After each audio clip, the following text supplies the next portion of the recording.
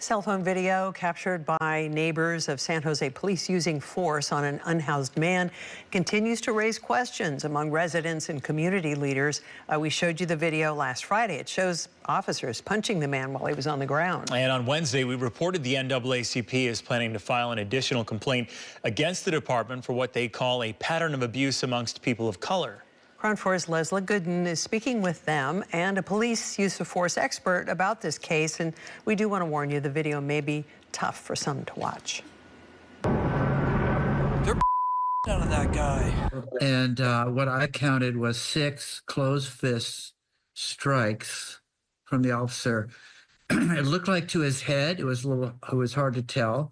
This is attorney Mosley Collins, who has handled cases involving police misconduct and use of force. He says there are key points to keep in mind during this investigation and questions police will have to answer. Watch the cameras that the officers presumably are wearing and learn more about what was happening. You know, I would say this, being a police officer is a difficult and dangerous job. But they still don't have the right to use unreasonable force when dealing with difficult people. We reached out to San Jose police asking for a timeline of when Oscar, the unhoused man, was booked and released, after sources tell us that he was released within hours of the incident. Police say they found him laying on the sidewalk. Now it's raising questions if they used necessary force. The department in a statement tells us he was booked into the Santa Clara County main jail in the late evening of March 10th and was released from custody on March 13th, telling us he was not transported to the hospital for evaluation, but medical personnel evaluated him for minor injuries. Most police departments have a pretty low threshold for when you should take them to the hospital to be evaluated.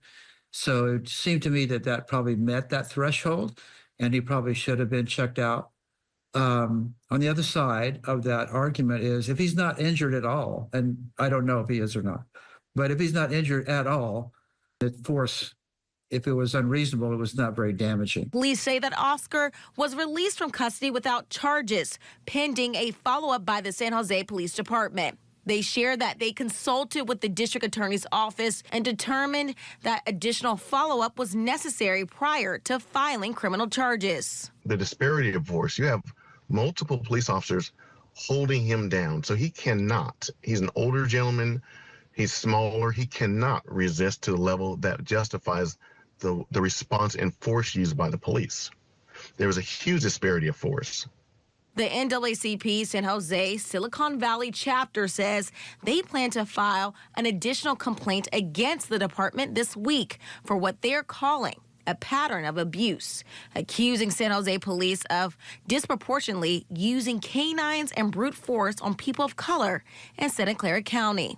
Our community members are being subjected to police dog bites and other use of force more than any other county in Northern California, and that's just ridiculous.